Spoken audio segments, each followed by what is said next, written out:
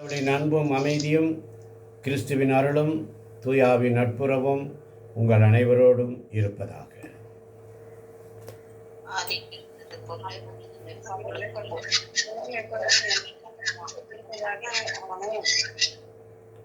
ஆதியிலே இருந்தது போல இப்பொழுதும் எப்பொழுதும் என்றென்றும் இருப்பதாக.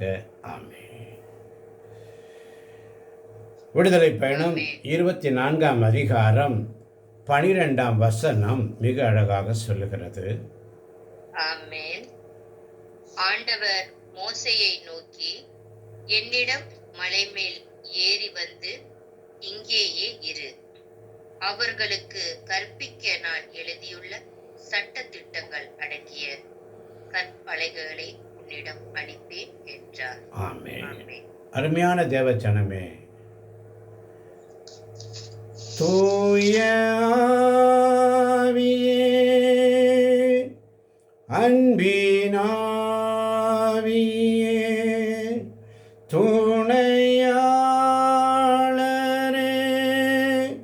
தேற்றும் தெய்வமே, ஊற்று தண்ணீரே, உள்ளம் ஏங்குதையா, வர வேண்டும் வல்லவரே, நல்லவரே, தூய ஆவியே, அன்பின் ஆவியே, துணையாளரே, தேற்றும் தெய்வமே, ஊற்று தண்ணீரே, உள்ளம் ஏங்குதையா, வர வேண்டும் வல்லவரே, நல்லவரே. தமக்கு பணிக்கப்பட்ட யாவற்றையும் செய்த பின், நாங்கள் பயனற்ற பணியாளர்கள், எங்கள் கடமைதான் செய்தோம் என்று லூக்கா நற்செய்தியிலே வாசிக்கிறோம்.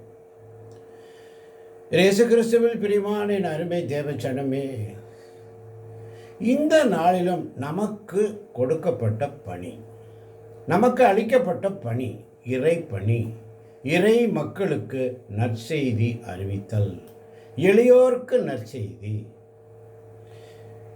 ஆத்ம ஆதாயம் செய்தல், ஆண்டவருக்கு ஊழியம் செய்தல். இதைத்தான் இடைவிடா சகாய மாதா பரிந்துரை ஜெபக்குழு ஒவ்வொரு நாளும் ஸ்தோத்திர பலிகள் எடுப்பதன் வாயிலாக அதிகாலையில் அவரை தேடும் பொழுது, ஸ்தோத்திர பலிகள் எடுக்கும் பொழுது வார்த்தையை அனுப்பி நம்முடைய எல்லா பிரச்சனைகளுக்கும் ஒரு தீர்வை தரக்கூடிய ஞானத்தை தருகிறார். அல்லேலூயா. எல்லா பிரச்சனைக்கும் உச்ச தலை முதல் உள்ளங்கால் வரை என்ன பிரச்சனை இருந்தாலும் அந்த வார்த்தை உனக்குள்ள போகணும், உன்னுடைய இதயத்தில் போகணும். வார்த்தை உன் வாயில் உள்ளது, உன் இதயத்தில் உள்ளது, உன் கையில் உள்ளது. அந்த வார்த்தை உள்ள போச்சுன்னா அதில் புலம்பல்களாக இருக்கலாம், கதறல்களாக இருக்கலாம், வேதனைகளாக இருக்கலாம், கஷ்டங்களாக இருக்கலாம், நஷ்டங்களாக இருக்கலாம், துன்பங்களாக இருக்கலாம், துயரங்களாக இருக்கலாம், இன்னும் அநேக குடும்பங்களில் இருக்கின்ற பிரச்சனைகளாக இருக்கலாம், கணவன் மனைவி உறவை குறித்த பிரச்சனையாக இருக்கலாம், பிள்ளைகள் பெற்றோருடைய உறவை குறித்த பிரச்சனையாக இருக்கலாம், நோய் நொடிகளாக இருக்கலாம், தீர்க்க முடியாத தீராத நோய்களாக இருக்கலாம். அனைத்தைக்கும் பதில் தருபவர் அவருடைய வார்த்தை ஒன்று மட்டுமே. அவருடைய வார்த்தை மறு உருவானார், நம்மிடையே குடிகொண்டார். இந்த வார்த்தை இந்த உலகத்துக்கு வந்தது, யாரும் அவரை அறிந்து கொள்ளவில்லை. ஆமன் பாரதவர்களே, இன்று ஆண்டவர் நம்மிடத்திலே பழைய ஏற்பாட்டிலே மோசேயை நோக்கி, என் மக்களின் துன்பங்களை கண்டேன், அவர்கள் படும் வேதனை உணர்ந்தேன், அவருடைய அடிமைத்தனத்திலிருந்து அவர்களை நான் மீட்டு வருவேன், நமது பணிக்காக நான் யாரை அனுப்புவேன் என்று ஆண்டவருடைய ஒரு புலம்பல்.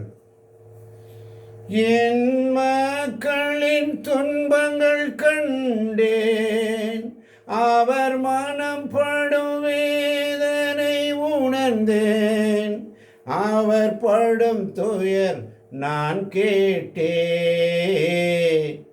வாழ்வும் வளமும் நாடும் நலமும் வழங்கிட மனமு வந்தேன், யாரை நான் அனுப்புவேன், யாரை நான் அனுப்புவேன், என்னை அனுப்பும், என்னை அனுப்பும், இதோ நான் இருக்கிறேன். மோசேயை குறித்து சொல்லுவார், என் மகனே, எகிப்தில் என் மக்கள் படும் துயரை நான் பார்க்கிறேன், அவருடைய கண்ணீரை கண்டேன், அவர்கள் படும் வேதனையை நான் உணர்கிறேன், அவருடைய கதறல்களும் புலம்பல்களும் என்னிடத்தில் வந்துட்டே இருக்குது. என் மக்களை அடிமைத்தனத்திலிருந்து மீட்பதற்காக இன்று நம்மையும் நம்முடைய இந்த உலகத்தரமான காரியங்கள் அநேக அடிமை வாழ்க்கை, அந்த அடிமைத்தனத்திலிருந்து நம்மை மீட்க ஆண்டவர் இதோ அதிகாலையில் எழுந்தருளி வந்திருக்கிறார். அதிகாலை நம் மத்தியில் பிரசன்னமாக இருக்கிறார். நம்முடைய வாழ்க்கையில் என்ன பிரச்சனை இருந்தாலும் உன்னுடைய கவலைகளை ஆண்டவரிடத்தில் போட்டுவிடு. ஆண்டவர் நமக்காக யுத்தம் செய்வார். அவர் நமக்காக யுத்தம் செய்கிற ஒருவர் நமக்கு, அவரே நமக்கு கேடயமாக இருக்கிறார். அவரே நமக்கு கேடயமாக இருக்கிறார். எனக்கு உதவிடும் என் ஆண்டவர் என்னோடு இருக்க யாருக்கு நான் அஞ்ச வேண்டும்? தாவீது சொல்றார், எனக்கு உதவிடும் எனது ஆண்டவர் என் பக்கம் இருக்கிறார். உலக மனிதர்கள் எனக்கு எதிராக என்ன செய்ய முடியும்?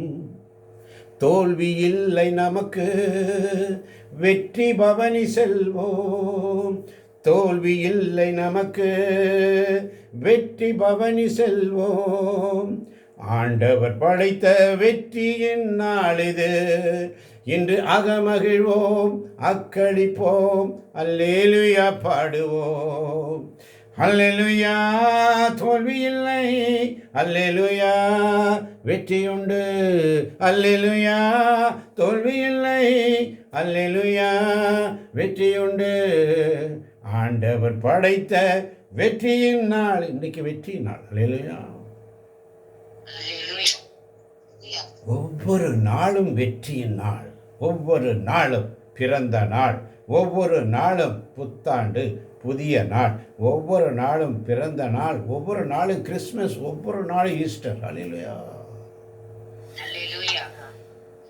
இதை நீங்கள் உணர்ந்து உட்வாங்கி அந்த மன்னாவை சாப்பிட்டீங்கன்னா உங்கள் உடல், உள்ளம், ஆன்மா, சரீரம் எல்லாம் நலம் பெறும். அதை நீங்கள் உள்வாங்காமல் நீங்கள் ஏனோ தானோன்னு இருந்தீங்கன்னா அது அப்படியே அப்படியே போயிடும். அல்லேலூயா. தூய ஆவியானவர் தாமாக எதையும் பேச மாட்டார், தான் கேட்பதையே பேசுவார். தூய ஆவியானவர் எப்பொழுதும் பொது நன்மைக்காகவே பேசுவார். பொது நன்மைக்காகவே நமக்காக செயல்படுகிறவர் தான் தூய ஆவியானவர். அல்லேலூயா. நமக்காக பரிந்து பேசுகிற நமக்கு ஒரு அன்னை உண்டு, தாய் மரியாள் உண்டு. தாய் மரியாள் சொன்னது என்ன? அவர் சொல்வதையெல்லாம் செய்யுங்களான்னு தான் சொன்னார். இப்போ தாய் மரியாள் நமக்கு உண்டு, நமக்காக பரிந்து பேசுகிற அன்னை உண்டு.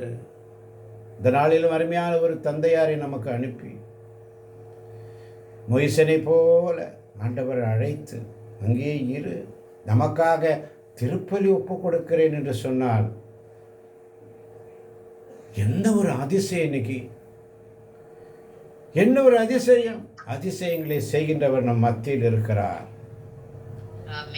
இந்த குழுவில் இன்னைக்கு எத்தனை பேர் இருக்கிறவங்க, உங்களுடைய கருத்துகள் அனைத்தும் அவர் அங்கே திருப்பலியில் தன்னையே அப்ப ரச வடிவில் இருக்கின்ற இயேசு கிறிஸ்துவோடு தன்னை பலியாக ஒப்பு கொடுக்க போகிறார். அவருடைய பிரசன்னத்தில் அவரை வாழ்த்துவோம், வணங்குவோம், ஆண்டவரை மகிமைப்படுத்துவோம். அந்த குருவானவருக்காக நம்முடைய உள்ளத்திலே ஜெபிப்போம். இப்படிப்பட்ட ஒரு இளம் குரு நமக்கு தேவை. இயேசு கிறிஸ்து ஊழியத்திற்கு வந்த பொழுது அவருக்கு 30 வயசு. இன்னைக்கு நமக்கு ஒரு ஆன்மீக குருவை, ஒரு 37 வயது ஒரு வாலிப குருவானவரை, தந்தையை நமக்கு ஆண்டவர் கொடுத்திருக்கிறார். அல்லேலூயா. அல்லேலூயா. எனவே அவருடைய ஆசீர்வாதங்களை அவர் நமக்கு பெற்றுத் தருவார். பாருங்க, இப்படி ஒரு வல்லமையுள்ள நாள் நமக்கு. இதுதாங்க இன்னைக்கு உண்மையான ஒரு பெரிய வெளிப்பாடு, ஆசீர்வாதத்தின் நாள். விசுவசிக்கிறவர்களுக்கு எல்லாம் கூடும், விசுவசிக்காதவங்களுக்கு ஒன்றும் நடக்காது. விசுவசிக்கிறவங்களுக்கு மட்டும்தான் எல்லாம் நடக்கும். கூடுமே, எல்லாம் கூடுமே, உமால் கூடாதது ஒன்றும் இல்லை, கூடாதது ஒன்றும் இல்லை, உமால் கூடாதது ஒன்றும் இல்லை. பரநாள் என்னுடைய ஆசை, ஒரு குருவானவர் கொடுங்களேன். இந்த மக்களுக்கு ஜெபித்தேன், அந்த ஜெபம் வீணாகவில்லை. இதோ இன்று அந்த 5 நிமிடம் அவர் வந்தது ஒரு பெரிய வரப்பிரசாதமாக இருந்தது. அவரை இன்னும் எடுத்து அவர் பயன்படுத்துவார், அவர் இன்னும் எடுத்து பயன்படுத்துவார். நமக்கு ஒரு சப்போர்ட், ஆன்மீக குரு ஒரு சப்போர்ட். நமக்கு தூய ஆவியானவரை போல ஒரு துணையாளரை நமக்கு கொடுத்திருக்கிறார் இந்த உலகத்திலே. எனவே அவருக்காக ஜெபிப்போம். இன்று ஆவியானவர் நமக்கு சொல்லுவது, மோயிசனை பார்த்து, மோயிசனை நோக்கி என்னிடம் மேலே ஏறி வந்து, எங்க வரணும்? மேலே ஏறி, மலை மேலே ஏறி வந்து இங்கேயே இரு. அவர்களுக்கு நான் எழுதியுள்ள சட்டத்திட்டங்கள் அடங்கிய கற்பனைகளை உன்னிடம் அளிப்பேன் என்றார். மோசே என்ன செய்யறாரு? மோசே மலை மேல் ஏறி செல்ல. 15-16 வசனங்களை வாசிப்போம். யாராவது ஒருவர். பின்னர் மோசே மலை மேல் ஏறி செல்ல ஒரு மேகம் மலையை மூடிற்று. ஆண்டவரின் மாட்சி சீனாய் மலை மேல் தங்கிற்று. மேகம் மலையை 6 நாட்களாக மூடியிருந்தது. 7ஆம் நாள் அவர் மேகத்தின் நடுவில் நின்று மோசேயை அழைத்தார். ஆமென். ஆமென். ஒரு மகிமையின் மேகம் இந்த இடத்தை மூடுதே, ஒரு மகிமையின் மேகம் என் ஜனத்தை மூடுதே. விலகாத மேகம் நீர், முன் செல்லும் மேகம் நீர். விலகாத மேகம் நீர், முன் செல்லும் மேகம் நீர். ஆவியானவரே, அன்பின் ஆவியானவரே, வல்ல ஆவியானவரே, தெளிவின் ஆவியானவரே, மகிமையின் ஆவியானவரே, மாட்சியின் ஆவியானவரே. ஒரு முறை கூட சொல்லலாமா?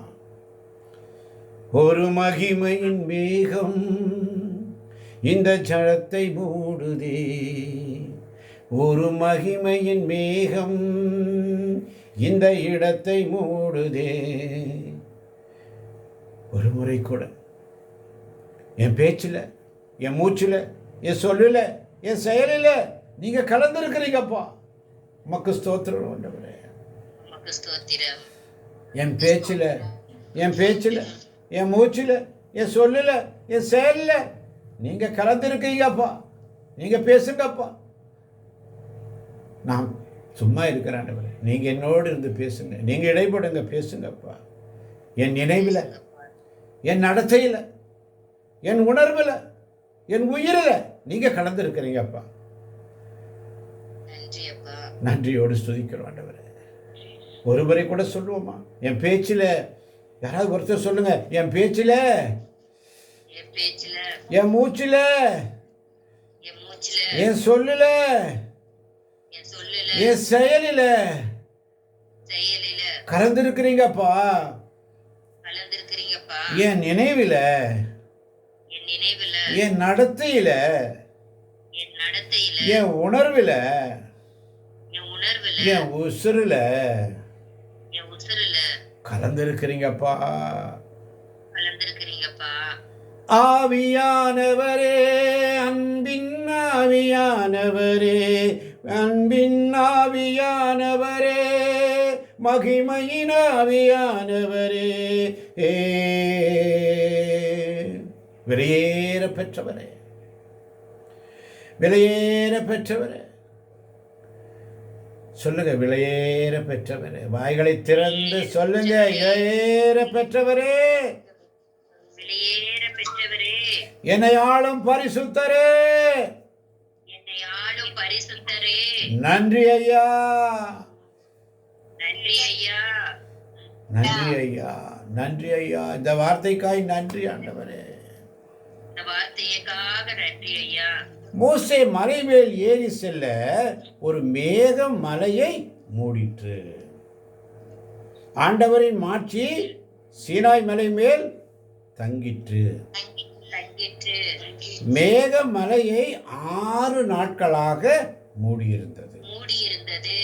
7ஆம் நாள் அவர் மேகத்தின் நடுவே நின்று மோசேயை அழைத்தார். அப்போ மோசே மலை மேல் ஏறி செல்லாம கீழே இருந்தா ஆண்டவருடைய தரிசனத்தை பார்க்க முடியுமா? முடியாது.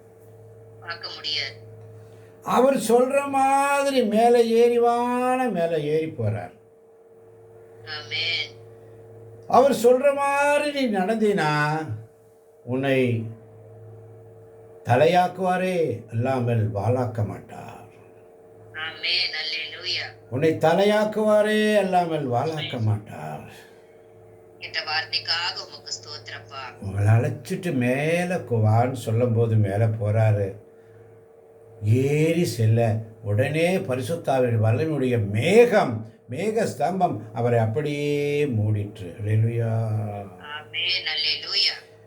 பரிசுத்தாவியுடைய அந்த வல்லமைக்குள்ள, அந்த மேகத்துக்குள்ள அப்படியே மோசே கவர் ஆயிட்டார். எந்த சோதனையும் அவருக்கு வராதபடிக்கு. இன்னைக்கு நம்ம இந்த குழுவில் இருக்கிற தேவ பிள்ளைகளை எந்த ஒரு பசாசின் சோதனைகளும் சிந்தனைகளும் என் சொல்லில், என் செயலில், என் பேச்சில், என் மூச்சில், என் நினைவில், என் நடத்தையில், என் உணர்வில் நீங்கள் மட்டும் இருங்கப்பா, எனக்கு வேறு எந்த சிந்தனை எனக்குள்ள வரக்கூடாது ஆண்டவரே என்று சொல்லி மோசேயை மேகம் அடைத்தது போல 6 நாட்களாக மூடி இருக்கிறது. 6 நாட்கள் அங்கே அவர் காத்திருக்கிறார். 6 நாட்களாக காத்திருக்கும் பொழுது 7ஆம் நாள் அவர் மேகத்தின் நடுவில் இருந்து மோசேயை அழைக்கிறார். அல்லேலூயா. அப்போ ஆண்டவர்கிட்ட நம்ம ஒரு விண்ணப்பம் செய்கிறோம். ஆண்டவர் நம்ம எதுக்காக அழைச்சாரோ அவர்கிட்ட எத்தனை நாள் காத்திருக்கணும்? 6 நாள் குறைஞ்சபட்சம் காத்திருக்கணும். நம்ம என்ன நினைக்கிறோம்? இன்னைக்கு ஜெபிச்சோம், சாயங்காலம் எனக்கு ரிப்ளை வந்துடணும். காலையில் ஜெபிச்சோம், மதியானம் ரிப்ளை வந்துடணும். அப்படி அல்ல. காத்திருத்தல் அவசியம். ஆண்டவருக்காக பொறுமையோடு காத்திருக்கணும். அந்த பொறுமை, காத்திருத்தல் அவசியம்.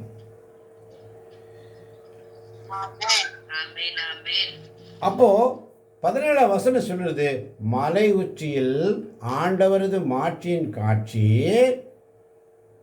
பற்றி எரியும் நெருப்பு போன்று இஸ்ரேல் மக்களின் கண்களுக்கு தெரிந்தது. ஆமென். இஸ்ரேல் மக்களின் கண்களுக்கு தெரிந்தது. மோசே எங்க இருக்கிறாரு? சீனாய் மலை மேல இருக்கிறார். அல்லேலூயா. மலை மேல நிற்கிறாரு. மலை மேல ஆண்டுடைய பிரசன்னத்தை பார்க்கிறாரு. 7ஆம் நாள் நடுவில் நின்று மோசையை அழைக்கிற அந்த சத்தம் மோசை காதல விழுகிறது. அங்க ஆண்டவருடைய மாட்சியின் காட்சி பற்றி எரியும் நெருப்பு போன்று இஸ்ரேல் மக்களின் கண்களுக்கு தெரியும். இன்னைக்கு எத்தனை பேருக்கு அந்த விஷன் இருக்கு? அல்லேலூயா. அந்த விஷனுக்குள்ள நீங்க போகணும். சோம்பேறிகளே, எவ்வளவு நாளைக்கு தூங்குவீங்க? நீதிமொழிகள் புஸ்தகத்தில் அழகா சொல்லுது, இன்னும் கொஞ்சம் தூங்கு, இன்னும் கொஞ்சம் தூங்கு, தூங்கிட்டே இரு. சோம்பேறிகளே, எவ்வளவு நாளைக்கு தூங்கிட்டு இருப்பீங்க? மோசே தூங்கினாரா? 6 நாள் அவர் காத்திருந்தார். இரவும் பகலும் காத்திருந்தார். அதனால தான் மோசே மேகத்தின் இடையே புகுந்து மலை மேல் ஏறி சென்றார்.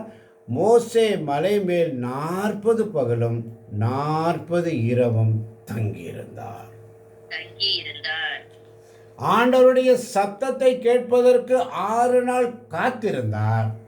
சத்தத்தை கேட்டவுடன் ஆண்டவரோடு பேசுவதற்கு 40 இரவும் 40 பகலும் அங்கே தங்கி இருந்தார். ஆமென். அல்லேலூயா. எத்தனை பேர் தங்கி இருப்போம்? ஆமென். எத்தனை பேர் ஆண்டவர் சமூகத்தில் நான் தங்கி இருக்கிற ஆண்டவரே உம்முடைய சமூகத்தில் இந்த 1 மணி நேரம் 1.5 மணி நேரம் ஆண்டவருக்காக நான் காத்திருப்பேன். நான் ஆண்டவருக்காக காத்திருக்கிறேன். ஆண்டவர் நீங்க மட்டும் இல்லைனா எங்கோ நான் சென்றிருப்பேன், எப்படியோ ஆழ்ந்திருப்பேன், மண்ணுக்குள்ளே போயிருப்பேன், மறந்தும் போயிருப்பார், மறந்தே போயிருப்பார். இயேசுவுக்கு நன்றி. இயேசுவுக்கே நன்றி. லூக்கா நற்செய்தி இன்னைக்கு கிடைத்த இறை மன்னா நமக்கு மிக அழகான ஒரு வார்த்தை கிடைத்தது. லூக்கா 24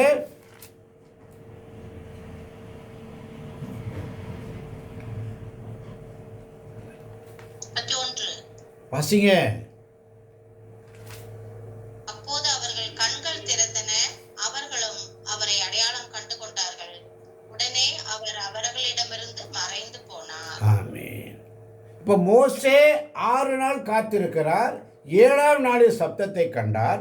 40 நாள் இரவும் பகலும் அங்கே காத்திருக்கிறார். ஆண்டுடைய வார்த்தைகளை வாங்கி அவரோடு உறவாடுகிறார். உண்ணவும் இல்லை, உறங்கவும் இல்லை. அப்பொழுது இன்றைக்கு நமக்கு ஆண்டவர் தரார் 31 வசனத்தில், அவர்கள் கண்கள் திறந்தன என்ற வார்த்தைக்காய் உமக்கு நன்றி ஆண்டவரே. உமக்கு நன்றி ஆண்டவரே.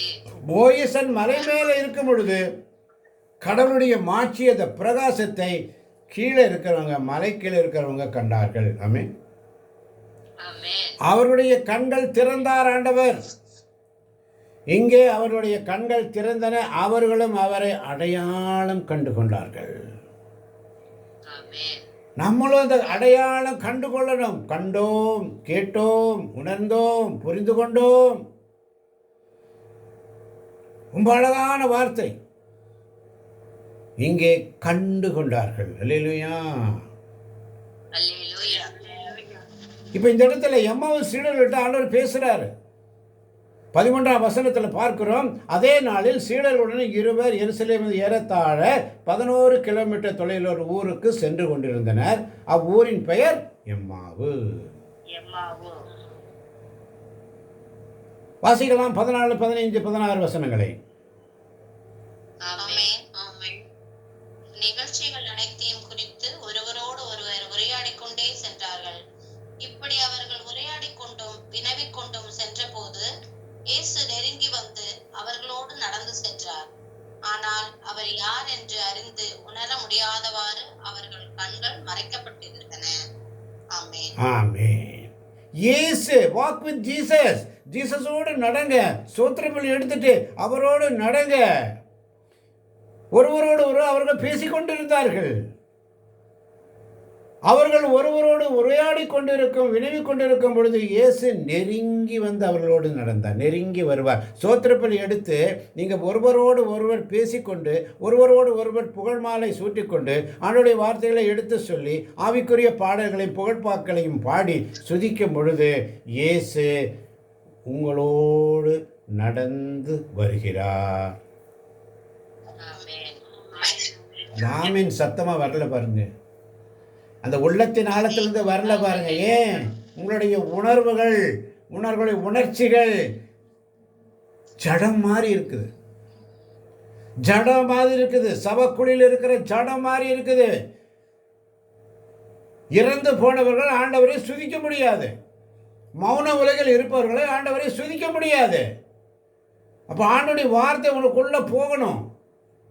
உள்ளே போனால் தான் நீ மீண்டும் ஒரு புது ஜீவனாக, புது பொலிவு பெற்றவளாக, புது ஆசீர்வாதத்தின் பிள்ளையாக மாற்றப்படுவாய். அல்லேலூயா.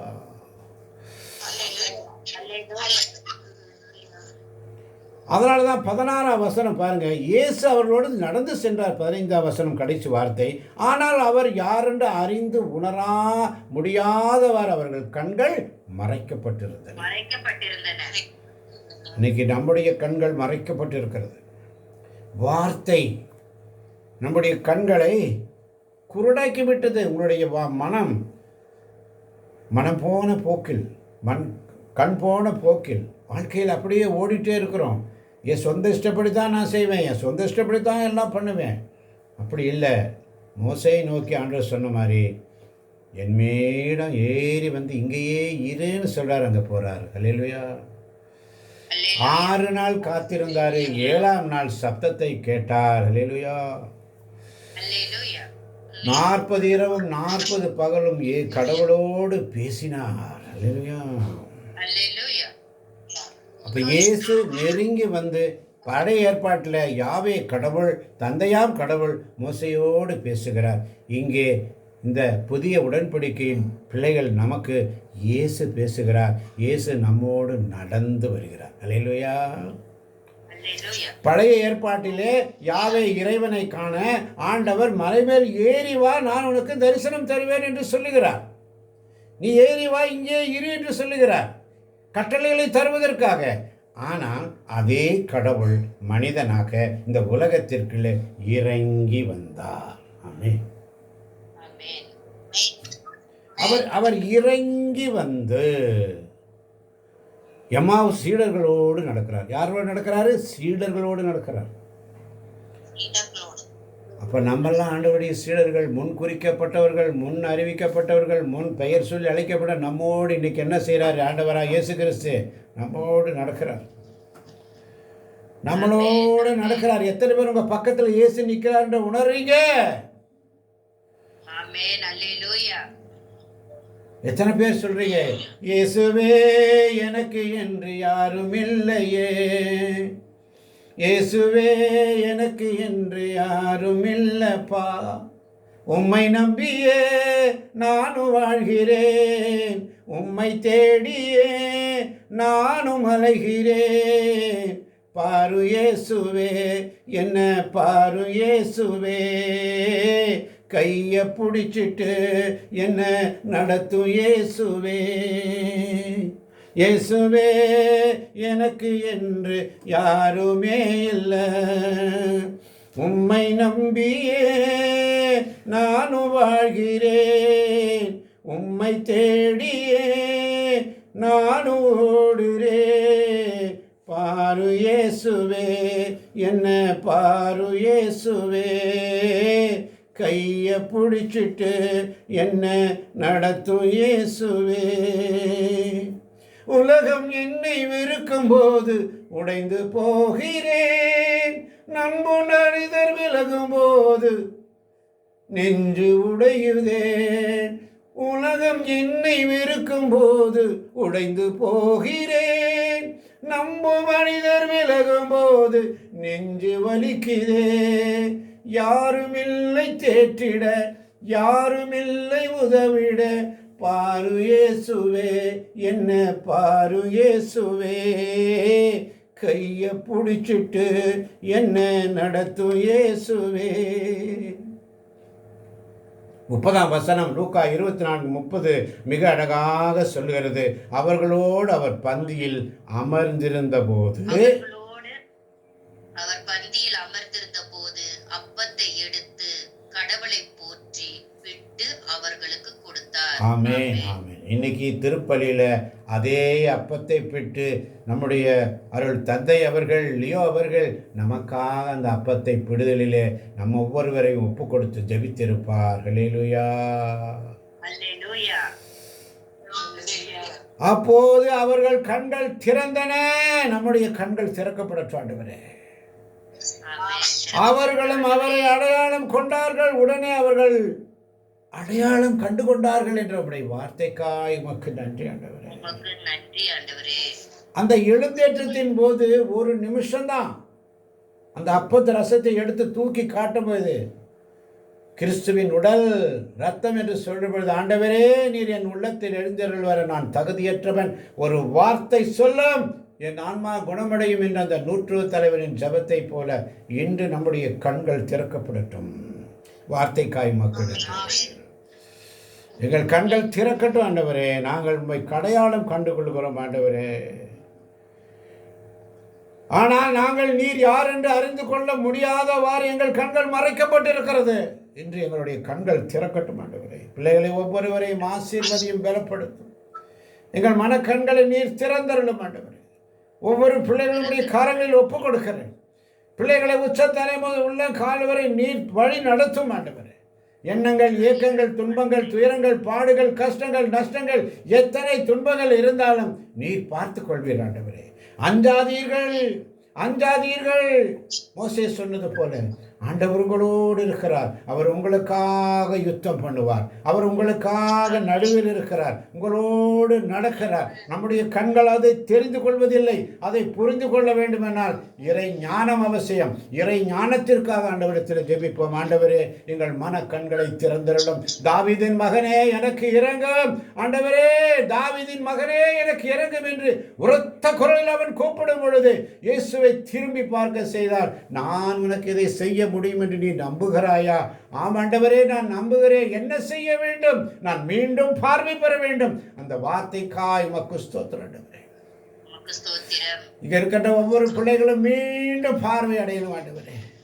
நாங்கள் கண் இருந்தும் குருடராய், காதிருந்தும் செவிடராய், வாயிருந்தும் ஊமையாய் வாழ்ந்து கொண்டிருக்கிறோம் அப்பா. இதோ இந்த காலை பொழுதிலே வந்திருக்கின்ற ஒவ்வொரு பிள்ளைகளுடைய கரங்களில் ஒப்புக் கொடுக்கிறேன். நீர் அவர்களை வழிநடத்தப் போவதற்காய், இந்த நாள் முழுவதும் ஆசீர்வதித்ததற்காய், வார்த்தைகளை அனுப்பி இதோ இந்த அதிகாலை வேளையிலே அவர்களை ஆசீர்வதித்த கிருபைக்காய் உமக்கு நன்றி செலுத்துகிறேன் ஆண்டவரே. இதை கேட்கப் போகின்ற கூகுள் மீட் வழியாக கேட்கின்ற ஒவ்வொரு பிள்ளைகளையும் இயேசு கிறிஸ்துவின் புண்ணிய நாமத்தில் நீர் ஆசீர்வதிக்கப் போவதற்காய் நன்றி. ஆசீர்வதித்துக் கொண்டிருப்பதற்காக நன்றி. ஒவ்வொரு பிள்ளைகளையும் வழி நடத்தும், பலப்படுத்தும். இயேசு கிறிஸ்துவின் நாமத்தில் ஜெபிக்கிறோம் எங்கள் ஜீவனுள்ள நல்ல பிதாவே. ஆமென்.